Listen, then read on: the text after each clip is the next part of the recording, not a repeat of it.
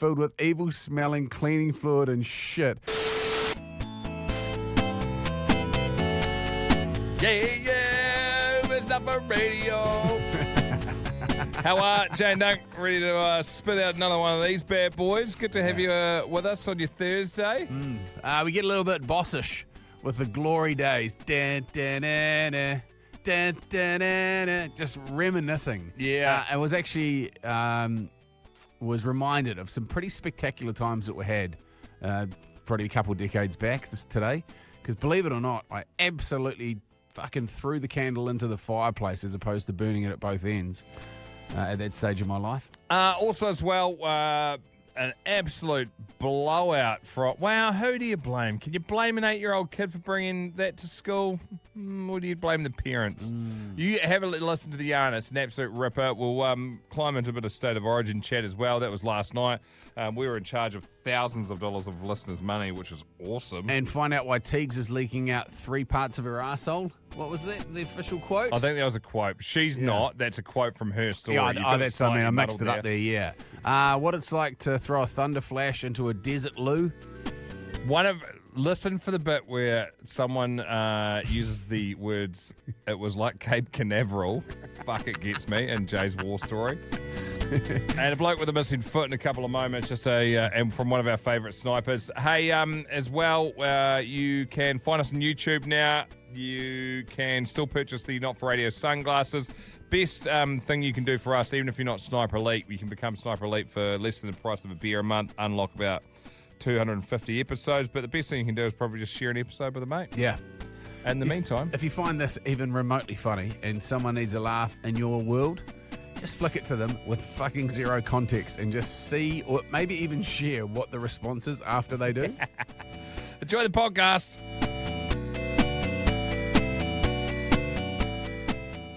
Okay, let's rip straight into this one because I've seen the name and he is one of the greats. Daddy Carroll. You beauty's got another one for us. The what you've had inside you made me think of a yarn that I've been saving for a while. And I think has got to be up there with definitely the most memorable days ever. When I was around 18, I had a casual girlfriend that I normally met up with in a club on a Saturday night and woke up with Sunday morning and wouldn't see her again until the following Saturday. Don't judge me. That's a great option, that one. That's one that works for most people. For context, my mum's house when I was 18 was massive. I had 2 double beds and a sofa in my bedroom, so mine was the crash pad of choice on a night after a night out in the town. This particular night, I got really, really drunk, and Saturday night was a blur, but I woke up Sunday morning with the aforementioned lady and my friend for the purpose of the story, and it's his fucking name, we'll call him Chris. Long-time followers might remember him as the stag on the poop on the doorstep in Amsterdam yarn, which is one of the greats. Was it like Black Beauty's leg or something? Yeah. Big shit. He's asleep in the other bed with his girlfriend, and I was the first to wake, feeling awful, sat up, wiping the sleep from my eyes. I look at my hand and it's covered in blood. I let out a perfectly manly shriek, to which Chris woke up and he confirmed, mate, your face is covered in blood. You didn't. Oh, she's not. Oh, mate. Oh, God. This conversation wakes the ladies, and I have to ask the young lady that she in fact was on her period. She confirmed I had gone down on her. She wasn't on her period. But that night previously that some things were coming to an end and she had squeezed, after a little investigation, she had squeezed so hard my earring had gone inside my earlobe and was not coming back out for not for love nor money. Okay, so she squeezed his earlobe really tightly in the grips of passion. Has popped his earring inside his ear. Okay, that's a much better scenario than the one I was envisaging. Could have gone anywhere. An hour later, I find myself in A&E with a nurse telling me that because of the small veins in the ear, that they can't give me anything to numb the ear, and she's just going to have to cut the back of my ear and pull it out. And when she said, then she said, I'm not going to lie, this is going to hurt. And more bad news, we've got an incoming emergency, and you'll have to wait until that's been dealt with, and then go and sit in the waiting room. Upon getting back to the waiting room, I tell Chris what's going on, and the bloke behind us pipes up. They can't see me either. I dropped a load of acid last night. I fell over and broke my jaw. He then opens his mouth with his fingers spread wide. Bloke managed to make the bottom row of teeth to dance like a whack-a-mole game. Wow, there's something you don't see every day. All hell breaks loose. The emergency arrives. A man screaming on a stretcher and his foot was missing. Whoa! Every doctor and every nurse is in there shouting medical instructions like an American drama, and they disappear through a set of double doors as one of the doctors announced, "Take him straight to theatre." And then the waiting room falls silent as we all process what we've just witnessed. It continued for 3 or 4 minutes until a man comes running into the waiting room holding a foot. Still unable to speak, myself and Chris in unison point at the double doors where they'd taken the one-footed man without a word of a lie. He ran off, and again, the waiting room was silent until Lucy in the sky with diamonds sat behind us and drops the immortal line, "Hope there wasn't 2 blokes with a missing foot."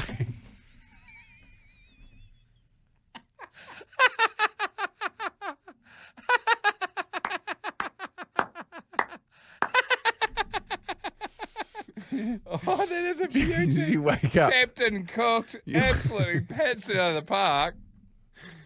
Through his chattery fucking broken face as well. He's still serving up beauties. Oh, man. The man. Reload and focus. Another war story inbound. Shit, I don't know. This one may stay... fuck it. Scott from Wellington. Thanks, mate. Hey, Jay and Dunc. I'm laughing as I tidy the garage listening to shitter war stories from the shitter. Here are 2 from my military service. One in Waiouru, which is New Zealand, and one from Iraq, which is obviously in the Middle East. Waiouru. On exercise in a delightful place called Imjin Camp, a cluster of small wooden buildings in the Waiouru military training area. Out the back was a multi-seat long drop where you and 7 of your mates can sit, shit, and yarn and share a newspaper. It had probably been there since fucking World War One. They're amazing, those. Have you seen those shitter setups? Yeah, like a latrine. Yeah, they're so sick. Yeah. Our platoon commander, let's call him Tom, because that's his fucking name. Wandered off one hot day for his quiet afternoon constitutional, newspaper tucked under his arm. After a pause of a few minutes, our platoon sergeant tore past us at a rate of knots with an evil grin on his face and lit a Thunderflash hissing in his hand.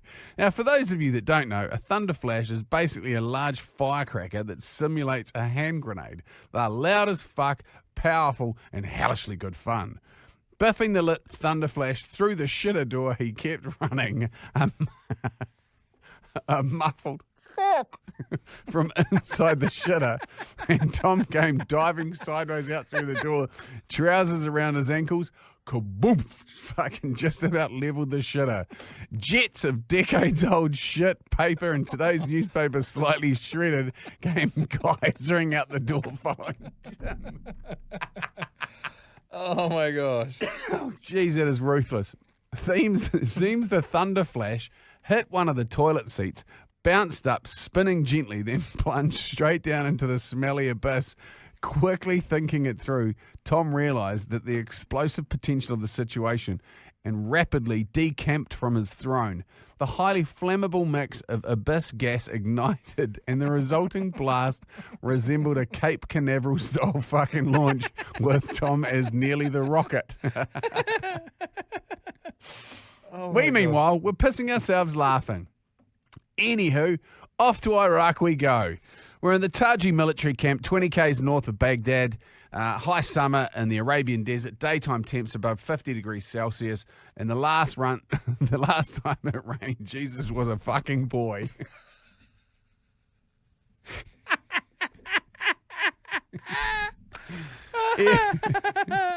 Everything is 50 shades of dusty ass brown, and decent flush toilets were around 100 metres away. A marathon effort in that fucking heat wearing a helmet and full body armour. Portaloos scattered around, convenient but fucking nasty. Think concert toilets at the end of the night that have been jammed into an oven.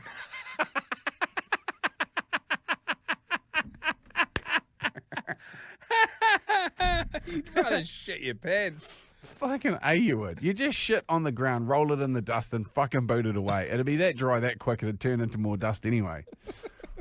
Not being bothered with the trick, I chose the nearby plastic box. Just being cleaned should be okay, I thought. Closing the door, untangling myself from the door, seat lid, body armour and rifle, I sat down. Sweat immediately started beading on my forehead, and not from the strained effort. The temp outside the portaloo was around 52. Fucking guess what the temp was inside? I'm guessing a sauna filled with evil-smelling cleaning fluid and shit would have been more convenient and colder. It was quickly apparent I was in a race between dehydration, passing out, and shitting myself. Never had I wanted for a quick attack of diarrhea, but it was not to be. A few minutes later, I tumbled out into the relative cool 50-degree outside temperature in a tangle of gear and guns, to much hilarity from my colleagues. Later heard a soldier had been found passed out and badly dehydrated. He must have lost his race. Keep up the great work, fellas, fellette, up the waz. Great. They were both cracking war stories today. Shit. Oh, man. Cape Canaveral. That's fucking impressive. Hasn't it rained since Jesus was a boy? It's another beauty. They're right up there. Oh, shit. Oh, no, we're turning the same person. Check out the show notes to get all the links we've mentioned. Holy fuck. Okay. It just someone who was I was talking to somebody about this at the pub last night when we were fucking blitzing through an 11.5 grand of everybody's punting pot, Which on is the so state of sick. origin. Yeah, we're Shit, in it was charge of a fun. big betting pot with Betcha. We're at work, so it didn't go fucking as well as what we could have. It was honestly so bizarre whacking down giant bets and seeing the payout thing pop up, because I was the one punching them in. And you go like, put on the same game multi and the potential payout's like $33,000. You're like, oh my gosh. At one stage, we had a 5-leg multi that was going to pay 136 grand if it came in. And we fucking weren't that far off it. Yeah, well, I was pretty happy how we went. We put 3 try scorers in the one game. Yeah. It was pretty good going. We almost got the 4 try scorers, which would have paid heaps. Yeah, I was thinking about it today, and obviously this is how people that punt sort of rationalise things. But if Holmes went over, Trell went over, and Hammer went over, we almost would have fucking taken all 15 of those bets we had left. Yeah, we had quite a few left at the end of the game. Would have been crazy. And you know what? Like, it was a $10 buy-in for everyone. And, geez, I had the most fun watching Origin than what I've had in ages. And we're jumping into the chat and stuff with everyone on there on the Bet Social thing. It was sick. Yeah, and because it was, for those people that are in the Northern Hemisphere or don't give a fuck about rugby league, so State of Origin is state versus state, mate versus mate, and it's only between Queensland and New South Wales. It is the pinnacle of rugby league. There is nothing greater than it, and there is nothing greater than Game 1 every single year it rolls around. It's a best of 3 game It's series. been going since 1982 or something. Yeah, it's about 43 years or something. And after all that time, there's like 20 points and 3 games that separate the fucking two teams. Like it's always really, really even. The hits are bigger, the atmosphere is bigger, and normally it's like quite a shitty space to be in when you're watching it at a pub, because if your team's getting pumped, everyone else gets right into you.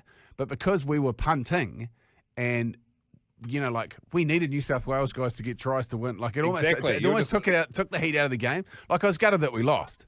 Which is a great game. Yeah, but when You're cheering for a bunch of different things. Yeah, so when Xavier Coates, who halftime punted, was going to go across, first try scorer in the second half, and he went across, the fucking pub went absolutely ballistic. And the people jumped, like it was like New South Wales people in jerseys hugging Queensland people in jerseys. Oh, it's crazy. Yeah, we had Callum and Nick from Better Beer were there last night as well. Callum's old man played 10 years of Origin for New South Wales, and he's just fucking What's watching. his last name? I can't remember what his surname is. His brother still plays. Oh, he told me last night. His brother still plays for Melbourne Storm. Amazing.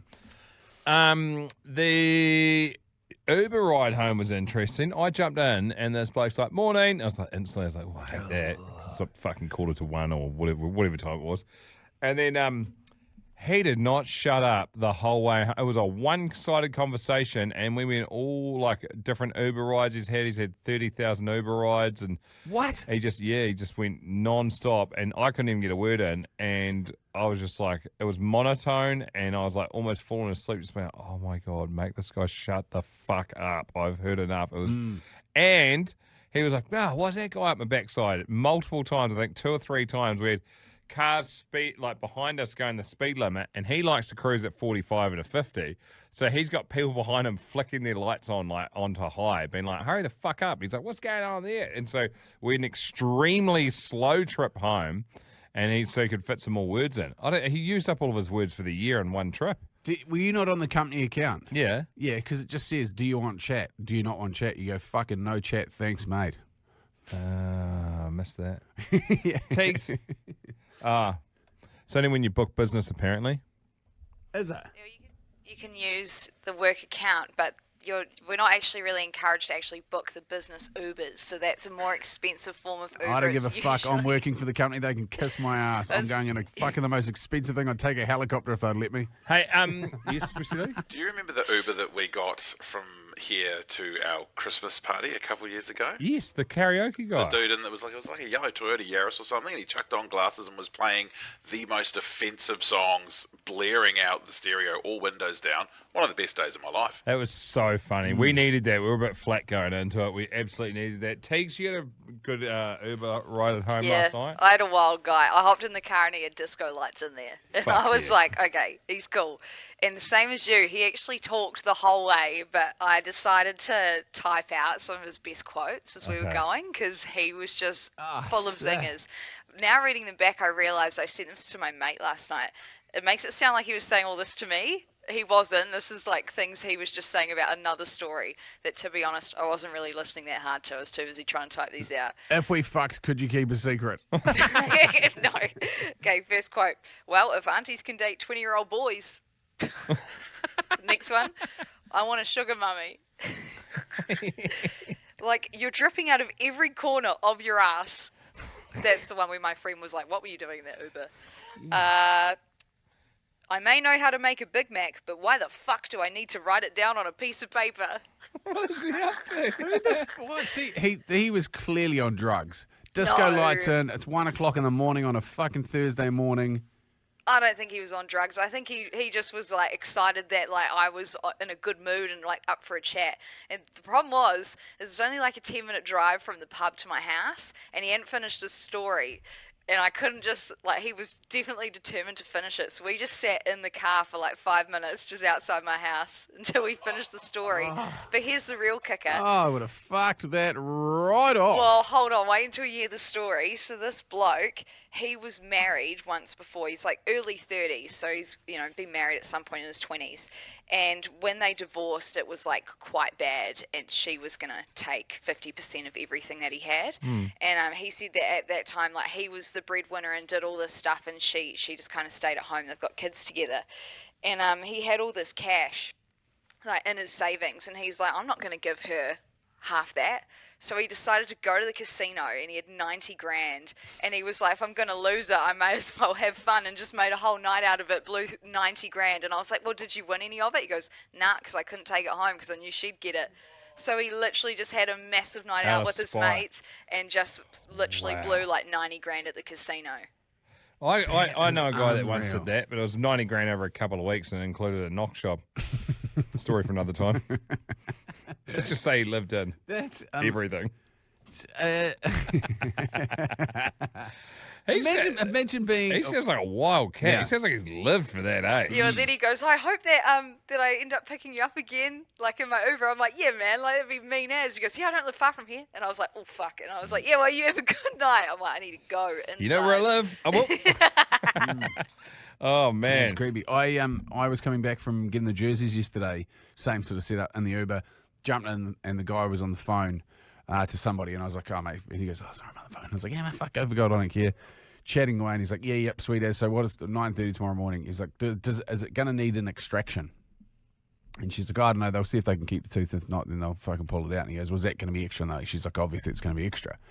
And so finished up, and he's like, oh, I'm so sorry. I've got this fucking toothache. It's just, I've been trying trying to keep on top of it, but now it's just at a point where I can't eat. My whole face feels like it's fucking on fire. And I was like, you poor bastard. Like, he goes, yeah, I've been going to the same dentist since the 90s. And now it's at a point, like, the prices just keep going up and going up and going up. I think dentistry is the only thing that's gone double inflation since time began. Like, they are on a fucking multiplier like nothing else on the planet.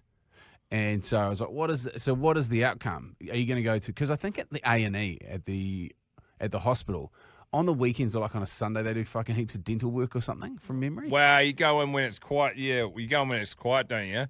And then they just rip them out for like $60 or something. Mate, I had mates that used to go in. It was Thursday or a Friday morning, and if you get in there before 7 a.m. at it was Green Lane Hospital, they had dental students who would be there, and they would do teeth extraction for $50.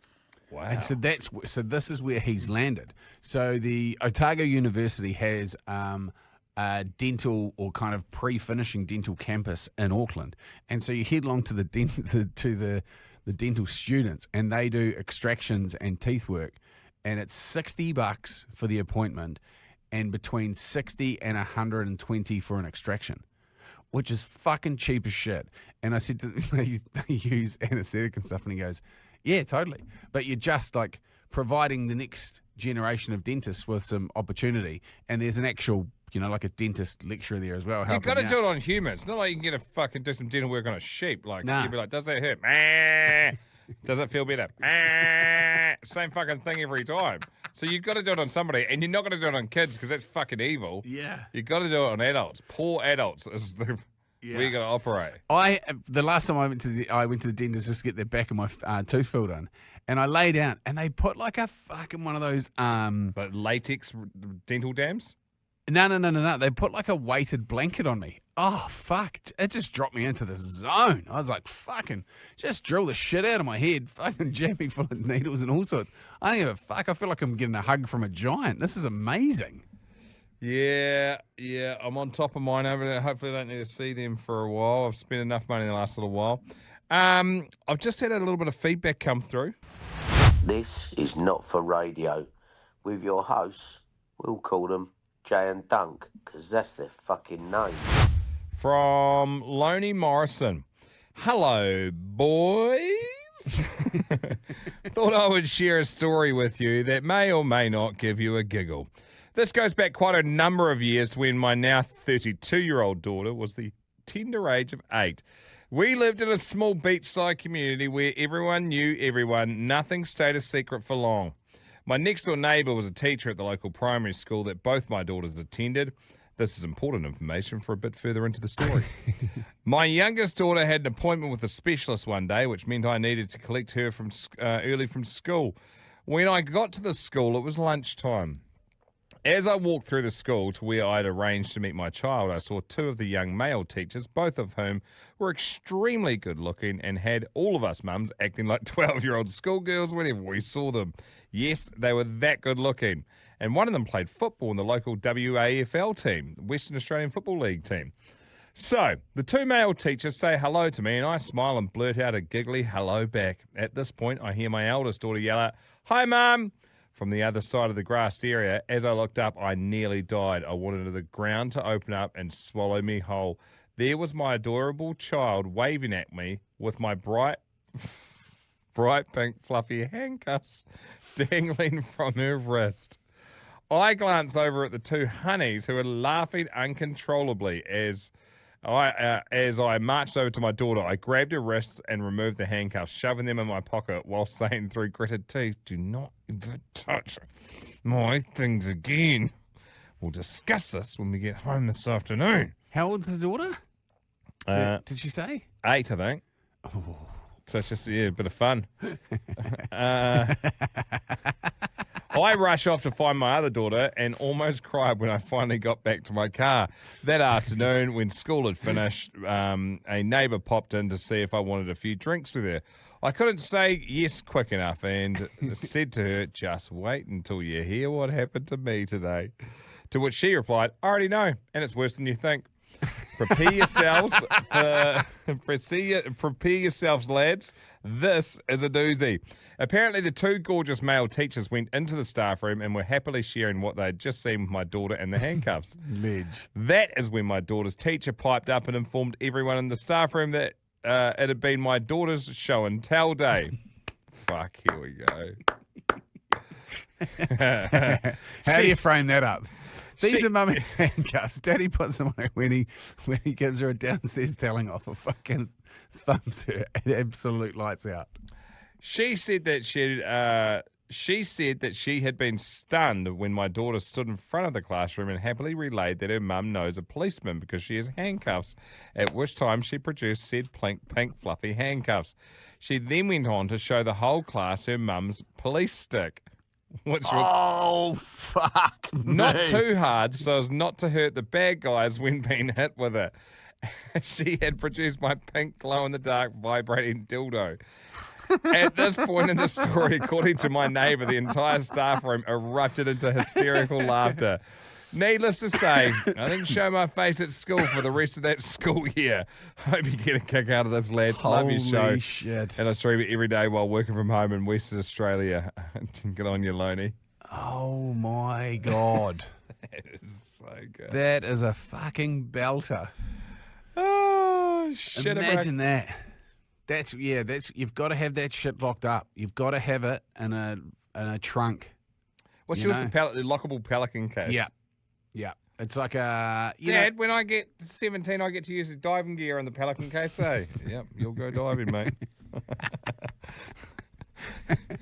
I told you we were coming back from Oz. We got a travel kit. This isn't even a Sniper's Elite one, is it? No. Fuck it. Anyway, so we're coming back from Australia. I think I may have told this in the Sniper Elite anyway. Coming back from Australia, we've got a travel kit. If we're going away, we want to spice things up. We've got this little travel kit that goes in there anyway. So it's quite a thin kit, very inconspicuous. It's it's a cracking bit of kit. I suggest everyone should get one. Holds quite a bit of gear. Anyway, so we jammed it in, and somehow something inside it must have been bumped, and so it was sitting at the top of my wife's suitcase. So where the handle bit is that you push along. Yeah. So anyway, we get in. It's fucking whatever midnight.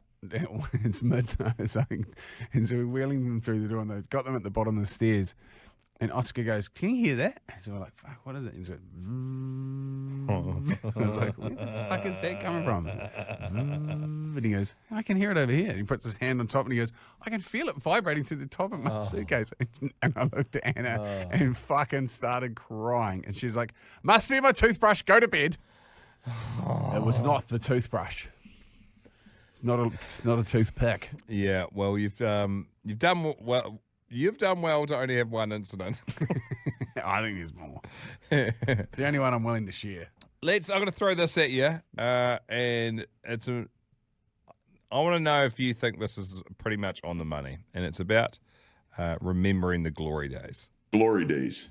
You hear older people talking about it a lot, right? Well, what were the glory days? Well, it's when you invite some over dinner. You didn't have to worry about the 37 dietary restrictions they may have. When you go to the gas pump, $20 would actually fill your tank. Or when being masculine wasn't seen as being toxic. Or when you watch football on Sunday, you're excited about the big hits, not how many times a ref can throw flags. When you go to a concert, you'd actually watch it, not watch it through your phone.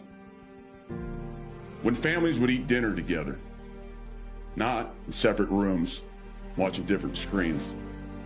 When kids would play outside and not come in till the streetlights came on. Now some of them are winded just walking to the fridge. When your word actually meant something. When there was consequences. Say something stupid, you get punched in the mouth. You can't hide behind a keyboard. And when you went and bought a steak, you didn't have to take out a second mortgage for it. Those were the glory days. What would you add to that list? No, the only comment I was going to say, because you don't want to be stuck in the past, but like we haven't talked about it for a while, but we did have a conversation about it, and it's important to realise that what you're doing right now, in 10, 15 years, you might look back and this may be the glory days. Yeah. It's like happening right now. We may look and probably will most likely look back at this time and be like, fuck yeah, our team was so sick. The podcast was hissing. Shit was blowing up. We were the best time. We're going to #1 radio show and like an unreal reach and community with the podcast. Like, it's sometimes the glory days are right now and you need to recognise it and stop and smell the roses and appreciate what you've got. Because further down the line, the shit may not be as cool. Yeah. And then you'll be like, fuck, I wish I enjoyed it more when I was doing it. Yeah, we literally had that conversation today. We were hosting an event, my wife and I ran into an old editor because I used to write for this magazine called Pulp Magazine. And so I haven't seen her for quite a number of years. Like I would have been it would have fucking almost been 20 years ago. Wow. When I was writing, when I first moved to Auckland. And she was like, just right. It was kind of like a lifestyle, music, fashion magazine. And she's just like, you can write whatever the fuck you want. We're just going to give you some column space. And it would be like two-page facing sort of thing. Just write it out. It'd be 2,000, 3,000 words or whatever. And we're talking about it. She's like, I remember going on a fucking plane with you that we'd chartered, like a 777, to Australia. And Dizzy Rascal was performing in the aisle of the plane as we were flying. I was like, fuck? Yeah, I completely forgot about that. Like, he turned up, did a private gig for us in New Zealand for MTV. Yeah. And then we all jumped on a plane. He did a gate party. And then he was like, fuck it, can we hook up some tunes through the actual intercom system here? And I'm just going to fucking rap on the why do they have such a shit quality intercom, mate? Yeah. Get like you bloody building something that's flying in the sky with 400 people on it. Yeah. Invest in some microphone, like a decent microphone and speaker. Why the fuck are they doing it through a phone? No one uses phones anymore. Yeah. It was impressive. And she's like, there's just shit like that would not happen these days. No. And when you're there, you're like, this is the fucking norm. Because that was like one example. And then like Pip, the chick that was the head of marketing for us, would just be like, hey, I've just burnt through the entire year's budget in the first quarter. And they're like, well, that's a fuck up. And she's like, well, I clearly need more. And that was the response. I go, sweet. And so we'd have Lupe Fiasco fucking playing on the side of a mountain while people are doing jumps on a snowboard behind them with fucking full pyrotech setups. Like, it was fucking wild. That the is parties the that Wild we go, West. we'd go to these Vodafone Christmas parties at ASB thing. They'd take over the whole ASB arena and there'd be fucking elephants walking through the party. Like, I'm talking, it was fucking wild. It was sick. And now everyone's like, bring a fucking plate for Christmas dinner. Oh, get fucked. Yeah, the old potluck. Go fuck yourself. Oh, shit. Hey, that'll do for Not For Radio today. A reminder, we're now on YouTube. I think it's been about 7,000 people are on that now, which is awesome. Heaps of you climbing into those eps, which is awesome. We appreciate you. Still Not For Radio, Newfound Sunglasses, our collab we've done with them. Link in the show notes. And every link you need will be in the show notes as well. There'll be, if you want to send us a voice memo, you want to fire us a story, anything like that. If you've got a question, you can fire it through there or climb into the DMs on the Not For Radio Facebook page. Have a cracking rest of your day. Go well, go long. Up the wires.